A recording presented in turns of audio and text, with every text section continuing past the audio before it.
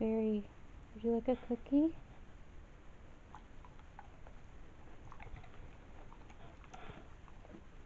Hi, welcome back to Mia and Barry's channel. So this upcoming Tuesday, April 7th, is Barry's Gotcha Day. And I felt like it was time to tell Barry's story, how he got him, his brief history, and so on. So let's get on to that. So let's give you a brief history of Barry. He was shipped from Mississippi with two other dogs, which the Toledo Area Humane Society pulled them from. I believe from a kill shelter.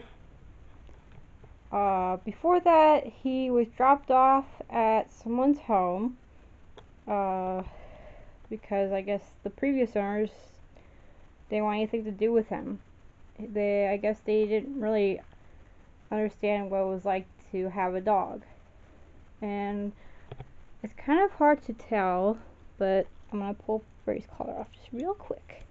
They didn't know how to tighten a collar or loosen it, so I don't know if you can tell, but Barry has a scar from it and been the collar. Poor Barry, but it doesn't affect him now. So let's talk about what happened last year. So you probably saw the Hope the Cat's Legacy video where I lost my first pet, Hope. That loss struck me hard as she was always there for me, and it just like happened so fast of what was going on with her. So I took about a month off. I let myself heal from the loss of Hope. Then I decided it was time for me to add a new family member.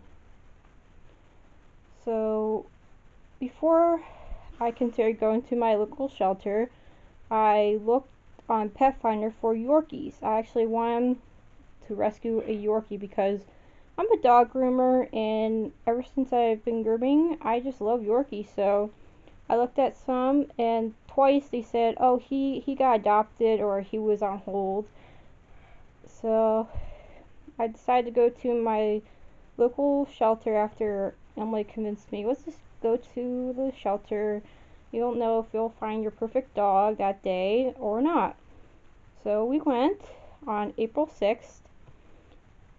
We looked at dogs. My sister told me, or helped me pick 3 dogs to, like, walk around, get to know, and all that.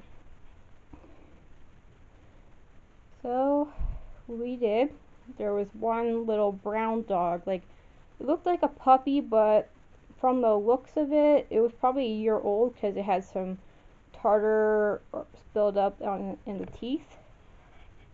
And it was very fearful, so we decided maybe this wasn't the perfect dog. The second dog was Barry, which he was formerly named Jimmy Harlow. He got that name from the guy who rescued him, or who he was dropped off somebody's doorstep. So we walked around. Of course, Barry was not really interested in me, but the thing about rescue dogs is they don't show their real personality until, they're home and they feel comfortable with you. So he was more interested in smelling, but for some reason I felt connected to him, like maybe this was the dog for me. He was the perfect size. He's about 45 pounds, so on camera it's kind of hard to tell how big he is. He is not that big at all. Like, you could literally pick him up and he wouldn't have issues. So I decided maybe to put him on hold and have one of Emily's dogs come and see how he is with him, because he will occasionally see Boots and Jelly, and Jelly is reactive to other dogs, but like if like they're not on, well, she's more leash reactive, let's just say that, but if they're like in the yard or something, she's perfectly fine with them. So we just wanted to see how he did, and he did perfectly with Gabe, which is the pit bull of my sister. He did perfect. So I convinced my parents why I wanted a dog instead of a cat.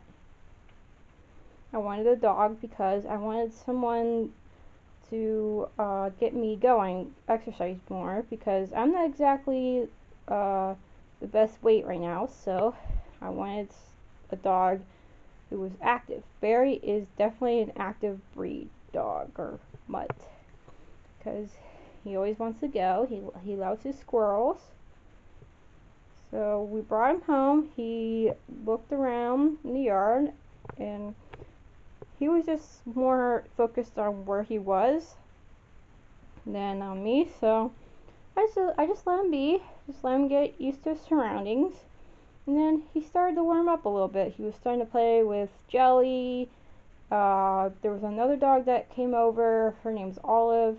He loves Olive. They connected instantly and stuff. And like at the end of the day, we were about to go to bed. The thing I noticed about Barry was he was about to sleep outside the first night.